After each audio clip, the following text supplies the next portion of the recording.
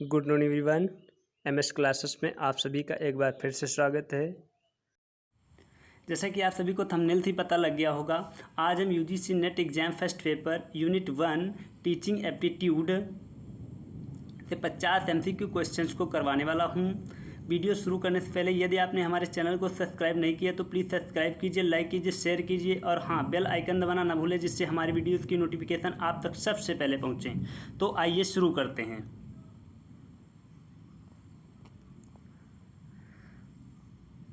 आज का पहला क्वेश्चन है, निम्नलिखित में से शिक्षण का मुख्य उद्देश्य कौन सा है? आपका पहला ऑप्शन है पाठ्यक्रम से संबंधित जानकारी देना। आपका दूसरा ऑप्शन है परीक्षा के लिए छात्रों को तैयार करना। तीसरा ऑप्शन है छात्रों को रोजगार संबंधित सहायता प्रदान करना। चौथा ऑप्शन है छात्रों की सोच शक्ति को विकसित करना। इसमें से आपका राइट आंसर है छात्रों की सोच शक्ति को विकसित करना। छात्रों की सोच शक्ति को विकसित करना। आइए अगला क्वेश्चन देखते हैं।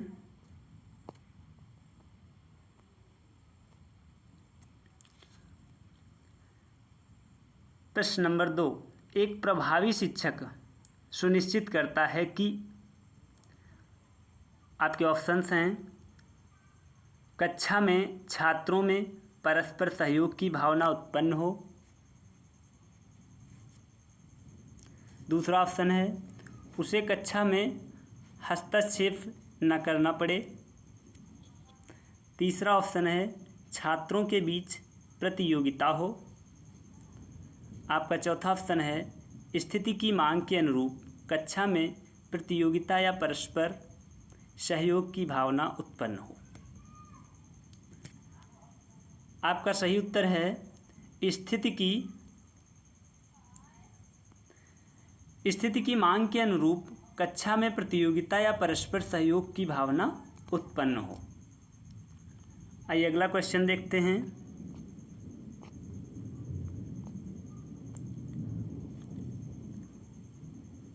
एक नए शिक्षक के लिए सबसे कठिन कार्य अपनी प्राथमिकताएं स्थापित करना होता है। प्रायः वह निम्नलिखित में से किससे अपनी कक्षा का आरंभ करना चाहेगा? आपके ऑप्शंस हैं कक्षा में अनुशासन लागू करके। दूसरा ऑप्शन है छात्रों के साथ तालमेल स्थापित करके। तीसरा ऑप्शन है छात्रों के साथ मजाक करके। चौथा ऑप्शन है अपनी योग्यता और व्यक्तित्व के बारे में छात्रों को अवगत करवाकर। आपका सही उत्तर है छात्रों के साथ तालमेल स्थापित करके। छात्रों के साथ तालमेल स्थापित करके। आइए अगला क्वेश्चन देखते हैं। प्रश्न नंबर 4, एक पिक्चर निम्नलिखित किस प्रकार की कार्यशैली को अपनाकर छात्रों के साथ घनिष्ठता स्थापित कर सकता है? सॉरी, यहाँ पे गलत हो गया है। यहाँ पे एक शिक्षक होना चाहिए।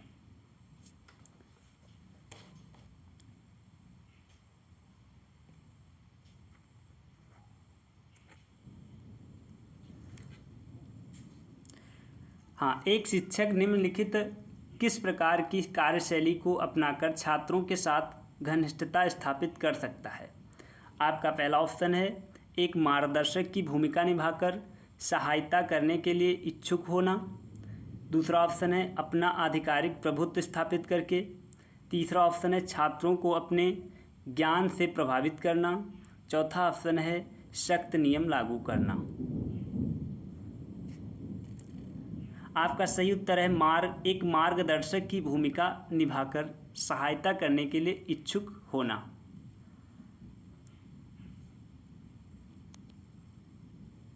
Option number first.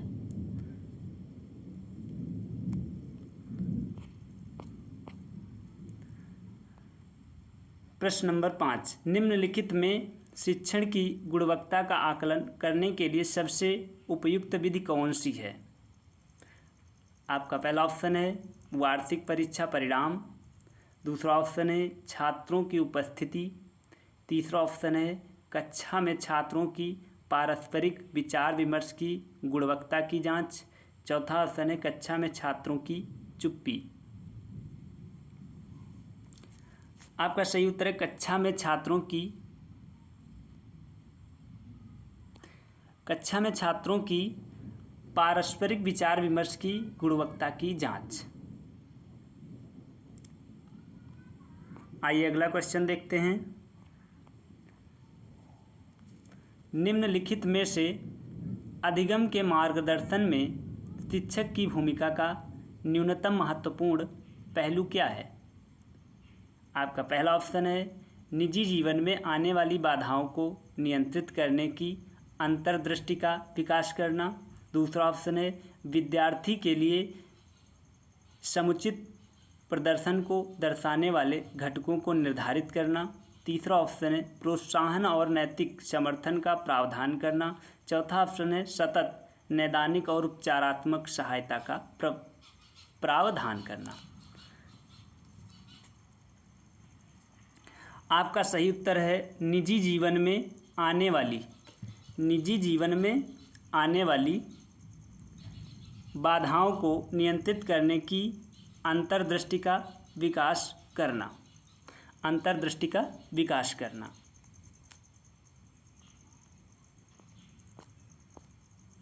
अगला क्वेश्चन है निम्नलिखित में से उच्च शिक्षा में शिक्षक की कौन सी मुख्य भूमिका नहीं होनी चाहिए? आपका पहला ऑप्शन है छात्रों को जानकारी प्रदान करना, दूसरा ऑप्शन है छात्रों में स्वयं सीखने की प्रवृत्ति को बढ़ावा देना, तीसरा ऑप्शन है छात्रों के बीच स्वस्थ प्रतिस्पर्धा को प्रोत्साहित करना, ऑप्शन नंबर 4 छात्रों को अपनी निजी समस्याएं हल करने में सहायता करना। आपका सही उत्तर है छात्रों को अपनी निजी समस्याएं हल करने में सहायता करना। अगला प्रश्न देखते हैं। प्रश्न नंबर 8 निम्नलिखित में से कौन सा कथन प्रभावी शिक्षण को इंगित नहीं करता है?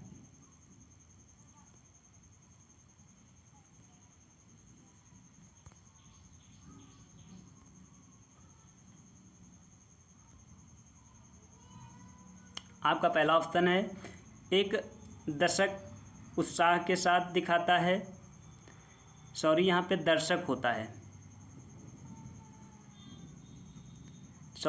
यहाँ पे शिक्षक होना चाहिए।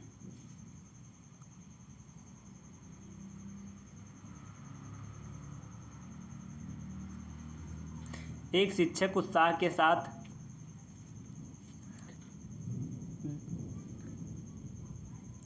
सिखाता है, यहाँ पे दिखाता हो गया, सिखाता होना चाहिए।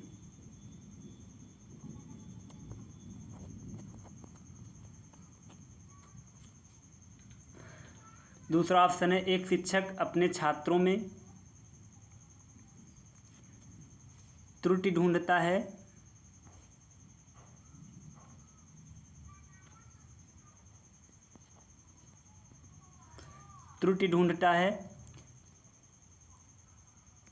अगला ऑप्शन है एक शिक्षक परीक्षा नियंत्रण की बनिस्पत शिक्षण पर अधिक बल देता है, चौथा ऑप्शन है एक शिक्षक कोर्स पूरा करने के बजाय विषय को समझाने में रुचि रखता है।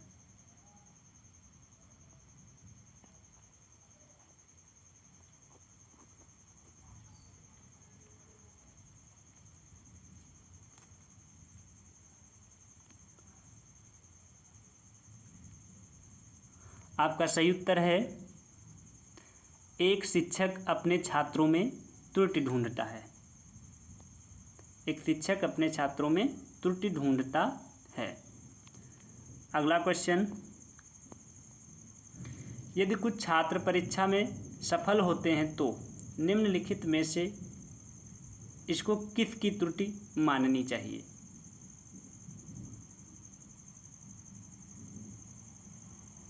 सॉरी, यहाँ पे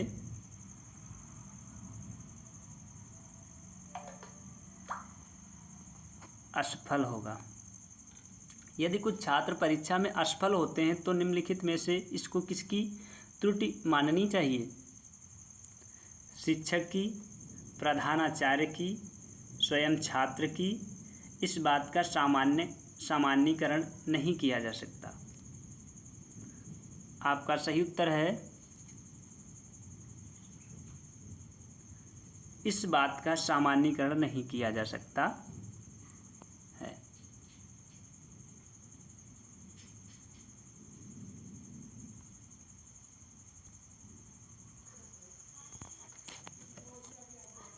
अगला प्रश्न देखते हैं। एक शिक्षक छात्रों का ध्यान आकर्षित करने में सक्षम नहीं है। ऐसी स्थिति में शिक्षक को कौन सा कदम उठाना चाहिए? आपका पहला ऑप्शन है अपने शिक्षण विधि का मूल्यांकन करें। यहाँ पे गलत हो गया, करें। उसमें आवश्यकतानुसार सुधार करें। दूसरा ऑप्शन है पद से इस्तीफा देना। तीसरा ऑप्शन है अपने विद्यार्थियों की त्रुटि ढूंढना चाहिए। चौथा ऑप्शन है आज्ञापूर्वक ध्यान देने के लिए कहना चाहिए।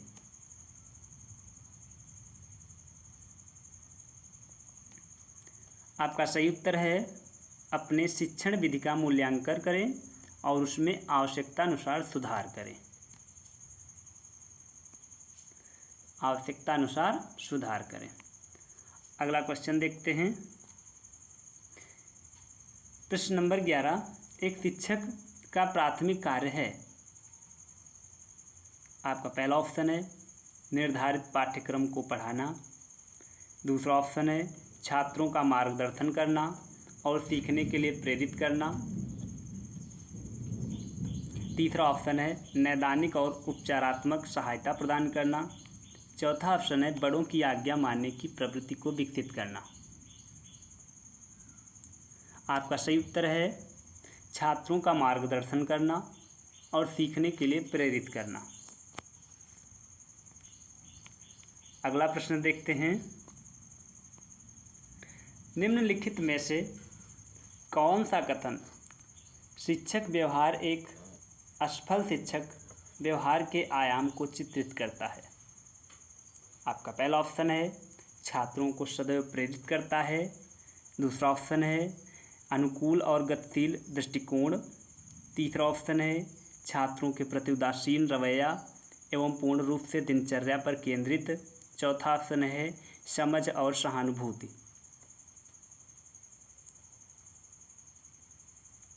आपका सही उत्तर है छात्रों के प्रति उदासीन रवैया एवं पूर्ण रूप से दिनचर्या पर केंद्रित। अगला प्रश्न देखते हैं। निम्नलिखित में से कौन सा कथन एक अच्छे शिक्षक के संदर्भ में सही है? आपका पहला ऑप्शन है कक्षा में पढ़ाए जाने वाले विषय का अवलोकन प्रदान करना चाहिए। दूसरा ऑप्शन है अच्छा संचार कौशल होना चाहिए। तीसरा ऑप्शन है अपने विचार पर अच्छी पकड़ होनी चाहिए। चौथा ऑप्शन है उपरोक्त सभी। आपका सही उत्तर है उपरोक्त सभी। अगला प्रश्न देखते हैं। प्रश्न नंबर 14। निम्नलिखित में से एक नए शिक्षक के लिए कौन सा वांछनीय उत्तरदायित्व है? आपका पहला ऑप्शन है पाठ्यक्रम में बदलाव करना। दूसरा ऑप्शन है मतभेदों के होते हुए भी साथी शिक्षक के साथ सहयोग करना। तीसरा ऑप्शन है संस्थान की कार्यप्रणाली का अनुसरण करना। चौथा ऑप्शन है उपरोक्त में से कोई नहीं। आपका सही उत्तर है मतभेदों के होते हुए भी साथी शिक्षक के साथ सहयोग करना।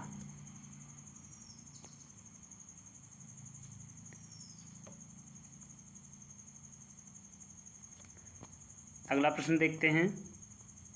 निम्नलिखित में से शिक्षक के लिए प्रारंभिक अवस्था में विफलता का मुख्य कारण किस क्षेत्र से संबंधित है?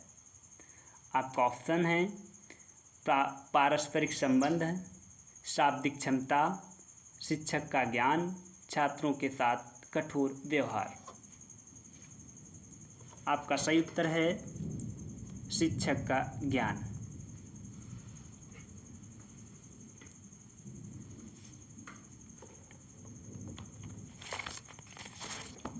अगला प्रश्न देखते हैं।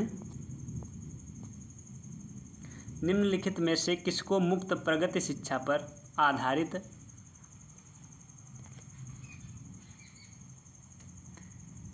मिरम्बका स्कूल विचारधारा का प्रतिपादक कहा जा सकता है? आपका पहला ऑप्शन है मोहनदास करमचंद गांधी, दूसरा ऑप्शन है स्वामी विवेकानंद, तीसरा ऑप्शन है जॉन डीवी, चौथा ऑप्शन है श्री अरबिंदो। आपका सही उत्तर है श्री अरबिंदो।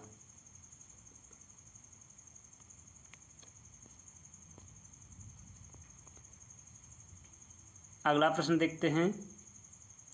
निम्नलिखित में एक नए शिक्षक के लिए सफलता का सबसे महत्वपूर्ण कारक कौन सा है? आपके ऑप्शंस हैं मौखिक प्रवाह और संगठनात्मक क्षमता, दूसरा ऑप्शन है जीवन के प्रति सकारात्मक दृष्टिकोण, तीसरा ऑप्शन है शिक्षक का अपना व्यक्तित्व और कक्षा को समायोजित करने की क्षमता, चौथा ऑप्शन है व्यावसायिक नैतिकता और क्षमता। आपका सही उत्तर है शिक्षक का अपना व्यक्तित्व और कक्षा को समायोजित करने की क्षमता। अगला प्रश्न देखते हैं।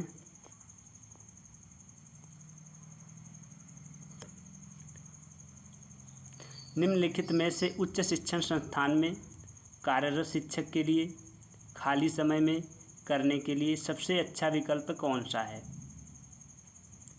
आपके ऑप्शंस हैं शिक्षक कक्ष में आराम करना, पुस्तकालय में पत्रिकाएं पढ़ना, प्रशासनिक कर्मचारियों से बातचीत करना, अनुसंधान करना। आपका सही उत्तर है अनुसंधान करना। अगला प्रश्न देखते हैं।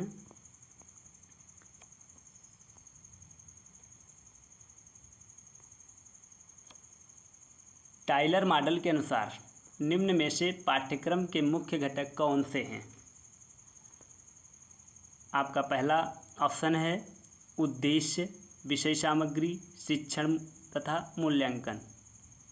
आपका दूसरा ऑप्शन है उद्देश्य, शैक्षिक अनुभव, अनुभव का प्रभावी संगठन, लक्ष्य का सत्यापन। तीसरा ऑप्शन है शिक्षा का उद्देश्य, पाठ्य सामग्री को सुव्यवस्थित करना, परीक्षण, प्रतिपुष्टि।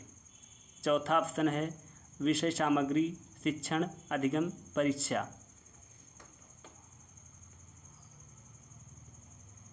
आपका सही उत्तर है उद्देश्य, शैक्षिक अनुभव, अनुभव का प्रभावी संगठन, लक्ष्य का सत्यापन करना।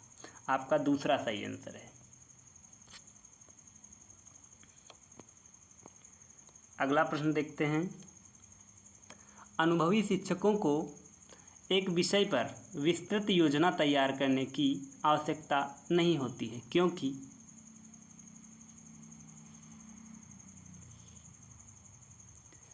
आपका पहला ऑप्शन है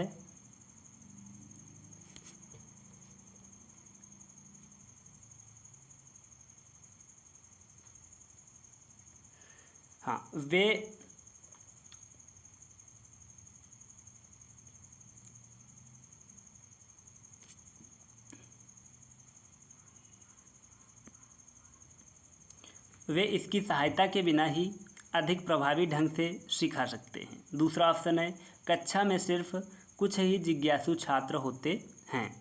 तीसरा ऑप्शन है शिक्षकों को छात्रों से इस प्रकार की चुनौती की संभावना कम ही होती है। चौथा ऑप्शन है जैसे वे अनुभव से विशेषज्ञता प्राप्त कर लेते हैं, वे इसका संक्षिप्त प्रारूप तैयार कर सकते हैं। आपका सही उत्तर है जैसे वे अनुभव से विशेषज्ञता प्राप्त कर लेते हैं वे इसका संक्षिप्त प्रारूप तैयार कर सकते हैं। Option number 4 is the right answer. अगला प्रश्न देखते हैं। निम्नलिखित में से कौन सा कथन एक आदर्श शिक्षक के विशेष अभिलक्षण को दर्शाता है?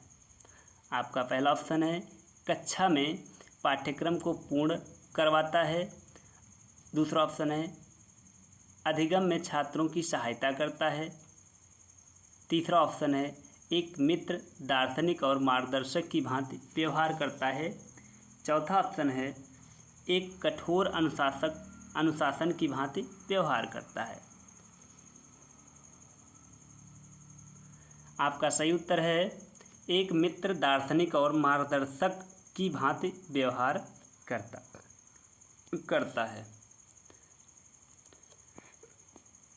अगला प्रश्न देखते हैं। निम्नलिखित में से किन कारणों की वजह से शिक्षा का क्षेत्र संघर्षों और भ्रांतियों से गिर चुका है? आपका ऑप्शन है व्यक्तिपरक व्याख्या।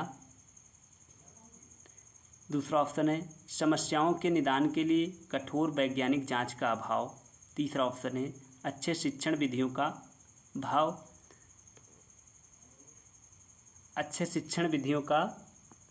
अभाव।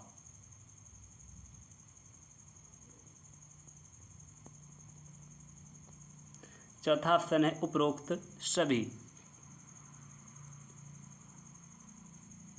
आपका सही उत्तर है समस्याओं के निदान के लिए कठोर वैज्ञानिक जांच का अभाव।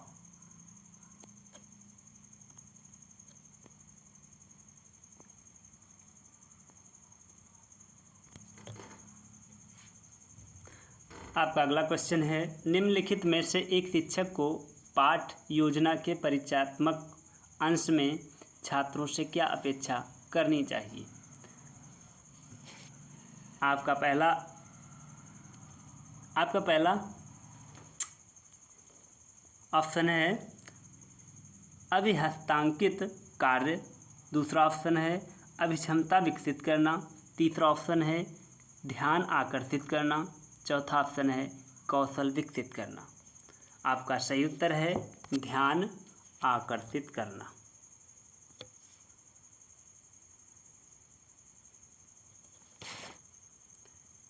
यहाँ पे गलत हो गया है।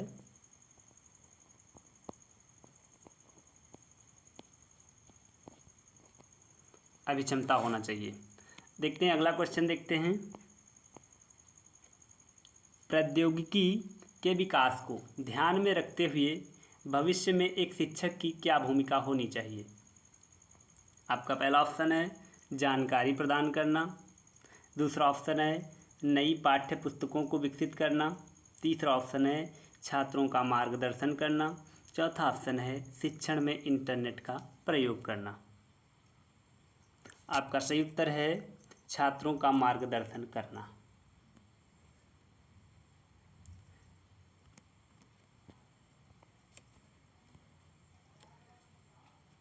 अगला प्रश्न है निम्नलिखित में से कौन सा शिक्षण अधिगम का स्तर नहीं है? आपका पहला ऑप्शन है विभेदन स्तर। दूसरा ऑप्शन है स्मृति स्तर। तीसरा ऑप्शन है चिंतनशील स्तर। चौथा ऑप्शन है बोध स्तर। आपका सही उत्तर है विभेदन स्तर। यह शिक्षण अधिगम का स्तर नहीं है।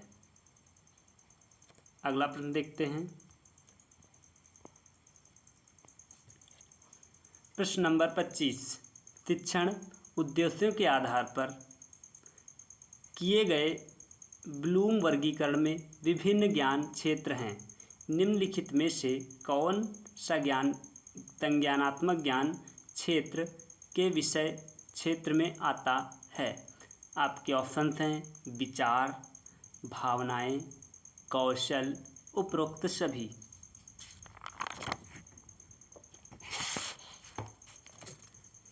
आपका सही उत्तर है विचार।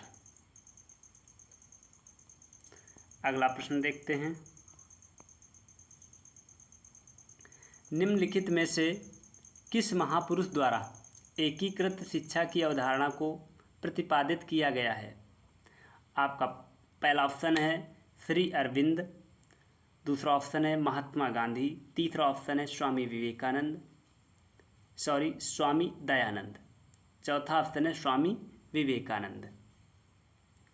आपका सही उत्तर है श्री अरविंद। अगला प्रश्न देखते हैं। शिक्षा के स्तर को कैसे ऊपर उठाया जा सकता है?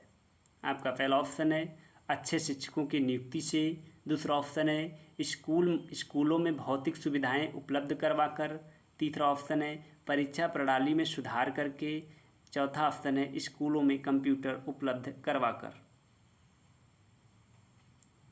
आपका सही उत्तर है स्कूलों में। ऑप्शन नंबर पहला आपका सही है, अच्छे शिक्षकों की नियुक्ति से। जब अच्छे शिक्षक होंगे तभी शिक्षा का स्तर जो है ऊपर उठाया जा सकता है। अगला प्रश्न है, एक शिक्षक का मूल कर्तव्य है। आपके ऑप्शंस हैं छात्रों के बौद्धिक स्तर को बढ़ाना, दूसरा ऑप्शन है छात्रों के भौतिक स्तर में सुधार, तीसरा ऑप्शन है छात्रों के बहुमुखी विकास में सहायता करना, चौथा ऑप्शन है छात्रों में मूल्य प्रणाली को आत्मसात करवाकर।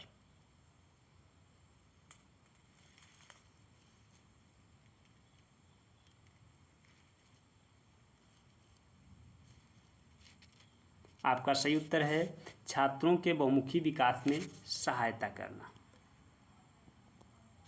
छात्रों के बहुमुखी विकास में सहायता करना ये शिक्षक का मूल कर्तव्य है। अगला प्रश्न है, निम्नलिखित में से कौन सी एक अच्छे शिक्षक की सबसे अधिक महत्वपूर्ण गुण होता है?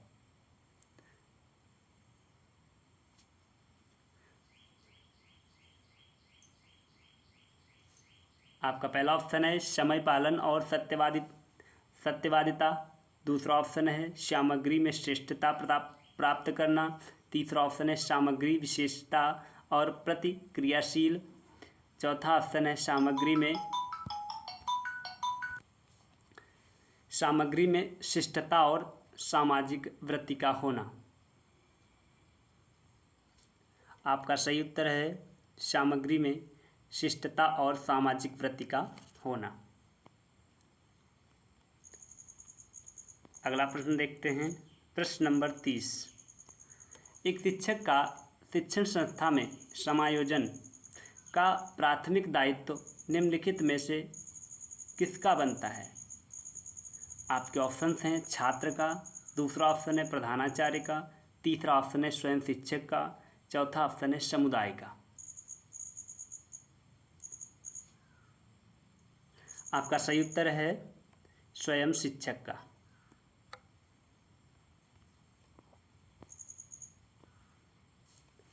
आपका अगला क्वेश्चन है, निम्नलिखित में से कौन सा कथन सत्य है?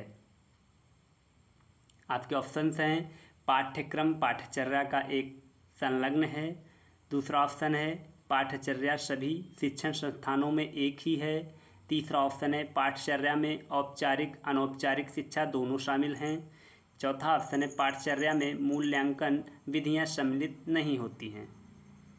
आपका सही उत्तर है पाठ्यक्रम पाठचर्या का एक संलग्न है।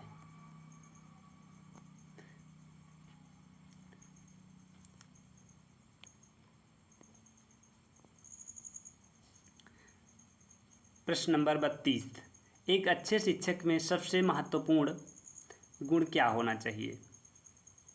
आपका पहला ऑप्शन है विषय का अच्छा ज्ञान होना, दूसरा ऑप्शन है अच्छा संचार कौशल होना, तीसरा ऑप्शन है छात्रों के कल्याण के प्रति चिंतित होना, चौथा ऑप्शन है प्रभावी नेतृत्व के गुण। सही उत्तर है आपका विषय का अच्छा ज्ञान होना।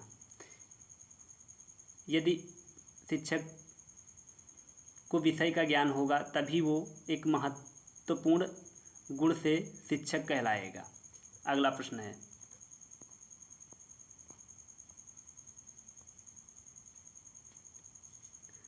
प्रश्न नंबर 33, एक संसाधन शिक्षक के शिक्षण में आने वाली सबसे महत्वपूर्ण चुनौती क्या होती है? आपके ऑप्शंस हैं विकलांग बच्चों की पहचान और उनका आकलन करना। दूसरा ऑप्शन है सामान्य लोगों, माता पिता और मित्र समूह का संवेदीकरण करना। तीसरा ऑप्शन है संसाधन कक्षा की स्थापना और सहायक उपकरणों की आपूर्ति। चौथा ऑप्शन है शिक्षण के साथ पाठ्यक्रम की विधियाँ।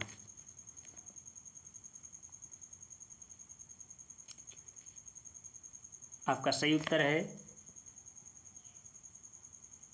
शिक्षण के साथ पाठ्यक्रम की गतिविधियाँ। अगला प्रश्न देखते हैं, राष्ट्रीय शैक्षिक अनुसंधान और प्रशिक्षण परिषद की स्थापना किस वर्ष में हुई थी? आपका पहला ऑप्शन है 1961, दूसरा ऑप्शन है 1962, तीसरा ऑप्शन है 1966, चौथा ऑप्शन है 1986। आपका सही उत्तर है 1961। अगला प्रश्न देखते हैं,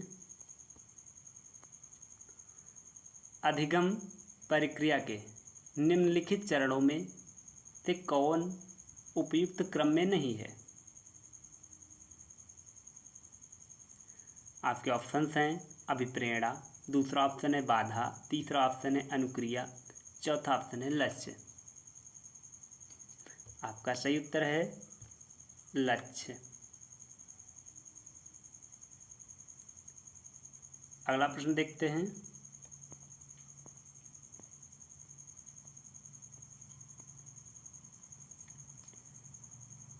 बच्चे की सृजनात्मकता के लिए सबसे बड़ा बाधक कौन सा है? आपके ऑप्शंस हैं वयस्क व्यक्ति का आदर्शों तथा वयस्कों के मानकों के अनुपालन पर बल।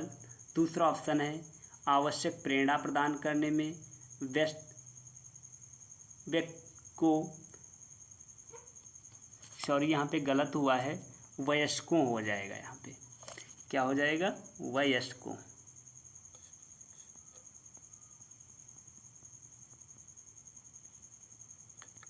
वयस्कों।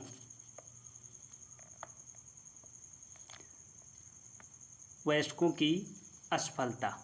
तीसरा ऑप्शन है पूर्णत्व प्राप्ति के लिए अपेक्षित प्रयास करने में बच्चों की अनिच्छा। चौथा ऑप्शन है बच्चों का जल्द ही हतोत्साहित हो जाना और किसी पर ध्यान नहीं टिका पाना। आपका सही उत्तर है आवश्यक प्रेरणा प्रदान करने में वयस्कों की असफलता।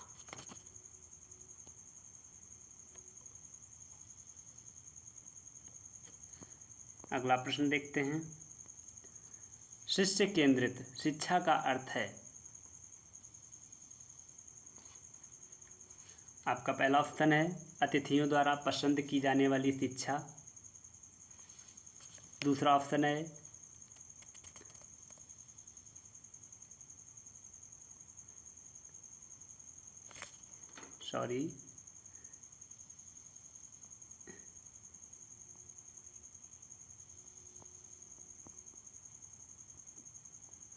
यहाँ पे शिष्यों होना चाहिए, शिष्यों तथा शिक्षकों दोनों द्वारा पसंद की जाने वाली शिक्षा। तीसरा ऑप्शन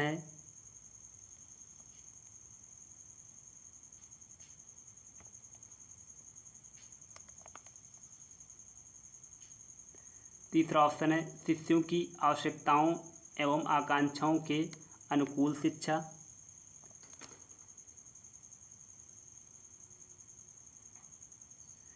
ये गलत हो गया है, यहाँ पे होगा शिष्यों की आवश्यकताओं एवं आकांक्षाओं के अनुकूल शिक्षा।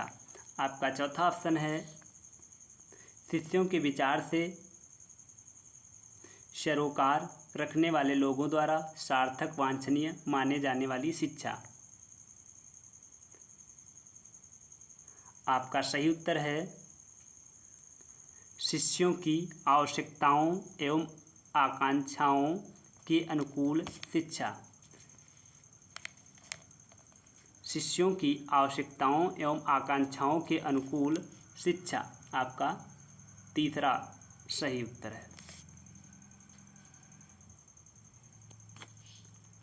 अगला प्रश्न देखते हैं।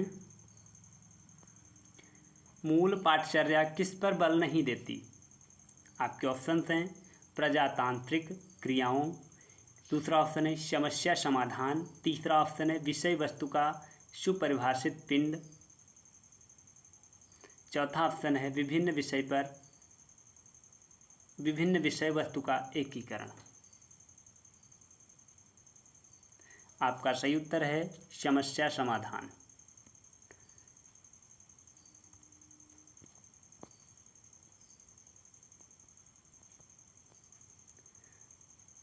प्रश्न नंबर 38। क्रियात्मक पाठचर्या के अभिकल्प में रुचि रखने वाले पाठचर्या निर्माता को किसकी समझ की आवश्यकता है? आपका पहला ऑप्शन है शिक्षा दर्शन, दूसरा ऑप्शन है मनोविज्ञान सिद्धांत, तीसरा ऑप्शन है शिक्षकीय प्रक्रिया, चौथा ऑप्शन है उपरोक्त सभी। आपका सही उत्तर है उपरोक्त सभी।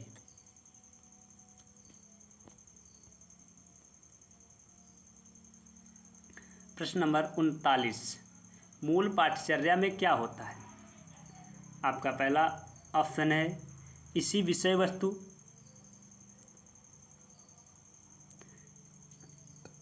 ऐसी विषय वस्तु,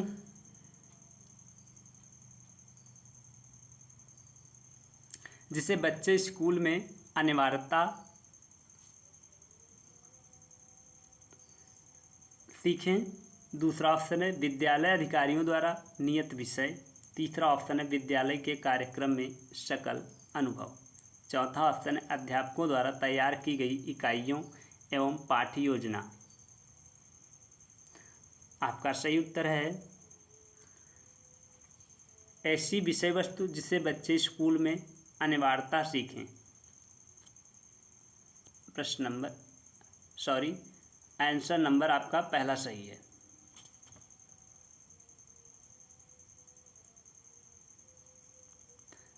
अगला प्रश्न देखते हैं।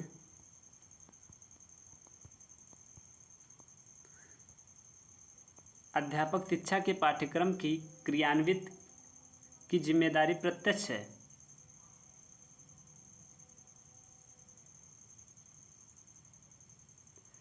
आपके ऑप्शंस हैं NCERT की, दूसरा ऑप्शन है UGC की, तीसरा ऑप्शन है NCTE की, चौथा ऑप्शन है अध्यापक शिक्षा के संस्थानों की।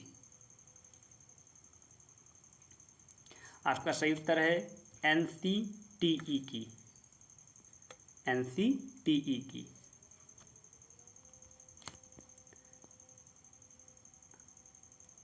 अगला प्रश्न है प्रश्न नंबर 41। निम्नलिखित में से किस स्थिति में सूक्ष्म शिक्षण सबसे अधिक प्रभावी होता है? आपका पहला ऑप्शन है शिक्षण अभ्यास की तैयारी के दौरान, दूसरा ऑप्शन है शिक्षण अभ्यास के दौरान, तीसरा ऑप्शन है शिक्षण अभ्यास के बाद, चौथा ऑप्शन है सदैव। आपका सही उत्तर है शिक्षण अभ्यास की तैयारी के दौरान। अगला प्रश्न देखते हैं। निम्नलिखित में से किस कक्षा या कक्षाओं के विद्यार्थियों के लिए सूक्ष्म में शिक्षण सबसे अधिक उपयोगी होता है? आपका पहला ऑप्शन है केवल प्राथमिक कक्षाओं में, दूसरा ऑप्शन है केवल जूनियर कक्षाओं में, तीसरा ऑप्शन है केवल 10+2 कक्षाओं में, चौथा ऑप्शन है प्राथमिक और उच्च दोनों कक्षाओं के लिए। आपका सही उत्तर है प्राथमिक और उच्च दोनों कक्षाओं के लिए।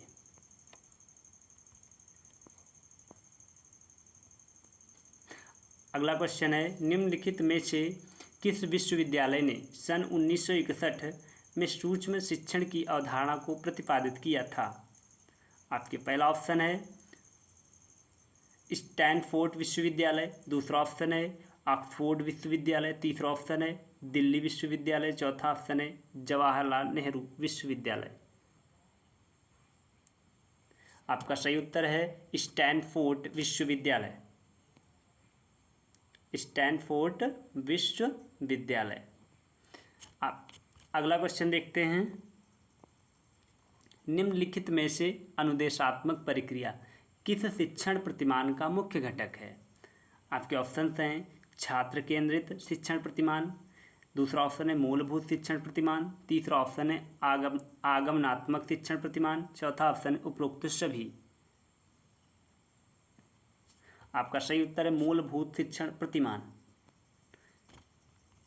अगला प्रश्न देखते हैं। जॉन डीवी ने शिक्षा के क्षेत्र में किस बात पर अधिक बल दिया?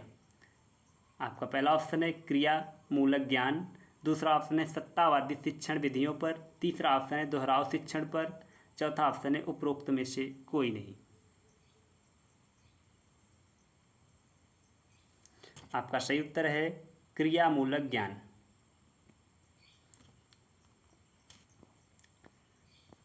अगला प्रश्न है। निम्नलिखित में से किस विधि से परिसंवाद या विचार गोष्ठी को संबंध करके देखा जा सकता है?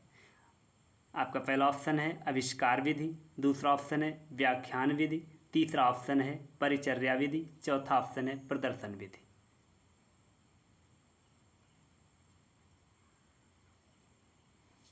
आपका सही उत्तर है परिचर्या विधि, परिचर्या विधि। अगला प्रश्न देखते हैं। शिक्षण में छात्रों से प्रश्न पूछने का कौशल सबसे अधिक उपयोगी क्यों माना जाता है?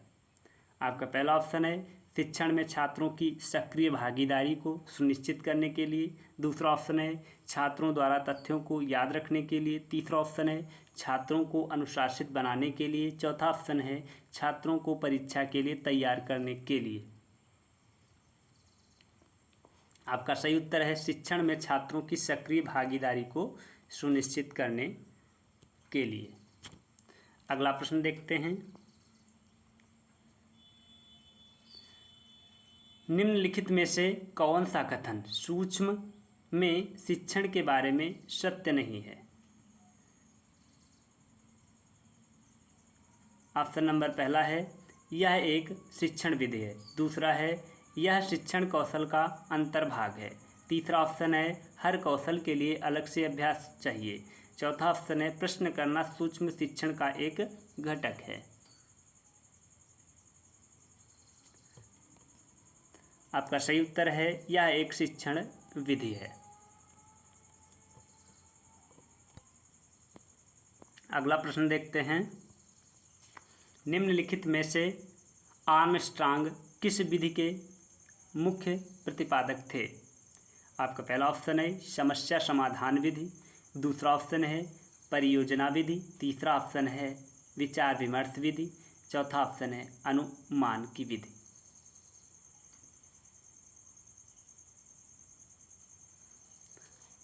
आपका सही उत्तर है अनुमान की विधि या अनुमानी विधि।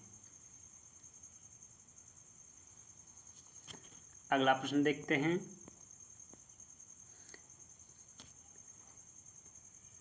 आज का लास्ट प्रश्न ये है, निम्नलिखित में से किस स्थिति में विचार विमर्श विधि उपयोगी होती है? आपका पहला ऑप्शन है विषय बहुत ही सरल हो, दूसरा ऑप्शन है विषय थोड़ा कठिन हो, तीसरा ऑप्शन है विषय बहुत ही कठिन हो, चौथा ऑप्शन है सभी परिस्थितियों में। आपका सही उत्तर है सभी परिस्थितियों में। तो ये थे आज के 50 क्वेश्चंस। तो यदि आप सभी को हमारी वीडियो पसंद आई हो तो प्लीज़ हमारे चैनल को सब्सक्राइब कीजिए, शेयर कीजिए और फॉलो कीजिए।